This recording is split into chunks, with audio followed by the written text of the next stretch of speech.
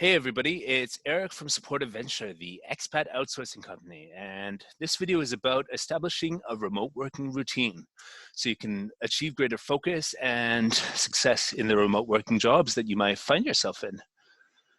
So the first thing I will talk about is preparing for the day. The worst situation would be is if you just wake up in your pajamas, roll out of bed, and go to the couch and work from there.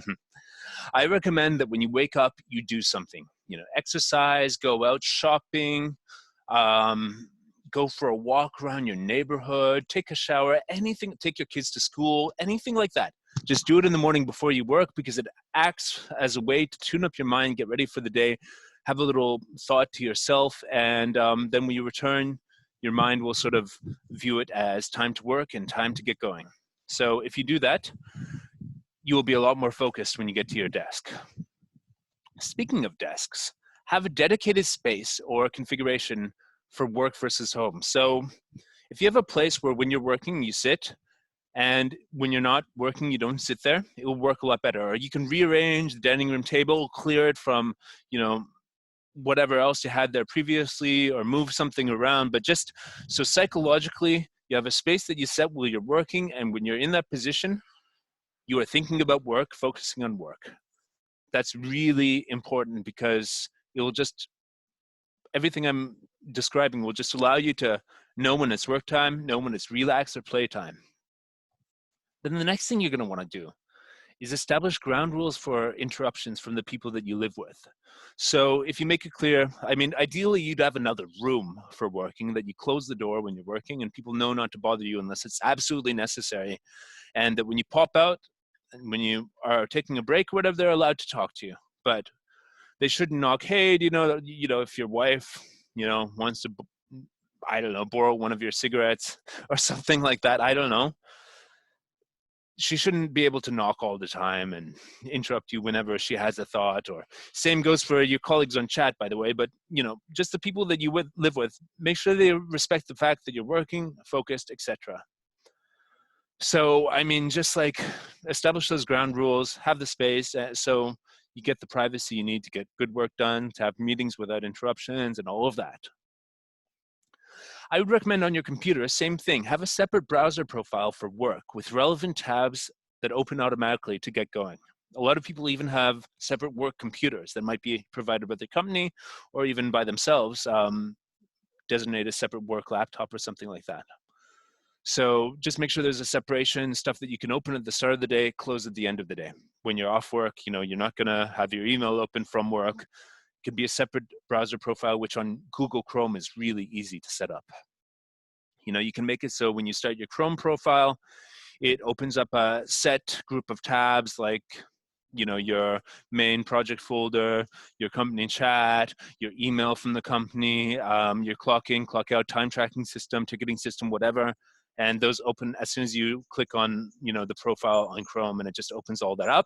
And then at the end of the day, you close that whole profile, and then you can watch Netflix or YouTube or whatever it is you do online in your spare time. I'm not judging. So keep it separate. And then also, if you associate that Chrome profile with a Google account, then if you're switching computers, it will take all your bookmarks. Also, bookmarks will be separate in that case. Take all your bookmarks and logins and passwords and the whole environment and sync it to another computer whenever you need to switch computers. So if your main computer goes down, you have to switch to another one. It's just as simple as logging into the work Google profile on another Chrome profile on the computer you're switching onto, and then you'll have all your bookmarks and stuff for work and the same separate environment you set up. So yeah, it's really good. Also, when you're starting your day working remotely, look at your schedule. Look at what you have scheduled for the day and write goals and a plan from the day. Make sure you have an idea of what you want to accomplish so you can sort of book time for you to do it and envision yourself completing that stuff. So this makes a huge difference for productivity. If you know what you want to do and you schedule time for it. If you know what you want to do and you write point form plans for how you're going to execute that stuff. And you look at, all the stuff that is assigned to you from your job and see what you can knock off that day, see what you can do in order to provide the most value to your company that day. All right, the next thing is disable all notifications that you don't need, either work or personal. Now, if you're working for a company that takes my advice, then you'll have different channels of communication. Some of them will be chat, email, telephone. And if you really need to focus, you should turn off the chat and email notifications, and stuff will pile up there and you'll get to it when you need it. And you should leave the phone open so people can call you if something urgent comes up that you need to respond to immediately. Same with your personal notifications. Your mobile phone can be left on because, if your wife has a car accident and needs your help, she'll call you through that. But are you going to leave Facebook on with notifications every time one of your friends has a thought? Are you going to leave WhatsApp on so that your whole contact network can send you messages and distract you the whole day? I certainly hope not if I'm employing you remotely. So minimize notifications, get rid of notification fatigue, and sort of like just make sure that you're only getting the notifications that are needed for you to respond to immediately, and not getting distracted by your friends posting on Twitter or Support a Venture releasing a new YouTube video from the notification bell. Yeah, that's really important. Notification fatigue is a big thing, and signal to noise ratio can be really damaging for you to actually know about the important things that are happening versus the unimportant things that are happening. Next thing is take a break every 15 minutes and walk around either for a second, go outside, look on the balcony, focus on the distance, the palm trees, or, just like the sky outside, because this will help your eyes stay healthy. Now, I've got ADD, so I look around constantly all the time anyways, and my eyes are great even after years of doing remote work on a laptop and on screens. Other people, they focus for hours and just stare at the screen and their eyes tend to degrade. So look out the window, do health-related stretching, a little bit of, yoga, all this stuff, squats, jumping jacks, push-ups, whatever you need to do to give your body a little energy in the middle of the day, to not just feel like you're slouching in your seat, tapping at the keyboard.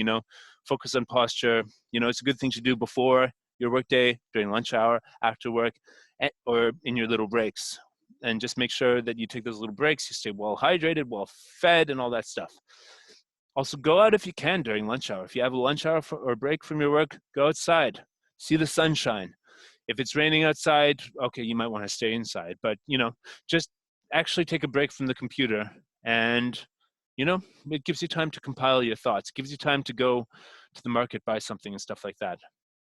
Speaking of that, ensure that healthy food is there.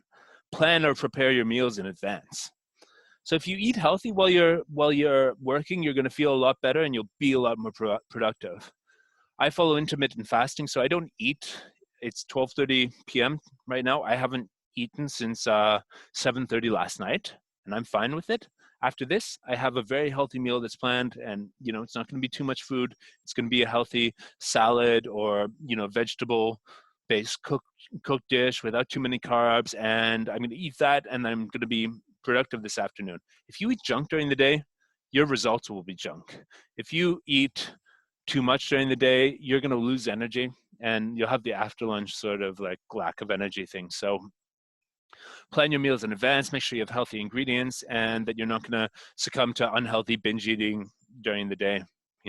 I track all of my input, my food input on a spreadsheet, how many calories I'm eating. I try to target 500 calories for lunch, and then, take it from there in terms of how satiated I am and, what more I need to eat while I'm working. And that seems to work for me. Find what works for you, put some thought in it. Don't just order some bad takeout all the time. Don't go and eat junk, hamburgers or whatever, pizza all the time. I don't know. Quality and quantity are the things to watch. And then finally, at the end of the day, have a way of logging off, a ritual for finishing the day. And if you do that, you'll find that it's closing your Chrome profile, writing your colleagues to say, have a nice evening or anything like that can just help you say I'm done. And, just close your computer, set your office back into the dining room table so you can have a nice meal with your roommates or family, and just have a ritual for finishing the day. And then you'll know that it's time to relax, time to do your extracurricular activities, and time to, just do whatever you want to do. So thanks a lot. This is Eric from Support a Venture. I hope this helps with your remote working routines. There's lots more content on our channel. So subscribe, and we offer advice to remote bosses and remote workers on how to do better. So thanks a lot, and greetings from Thailand.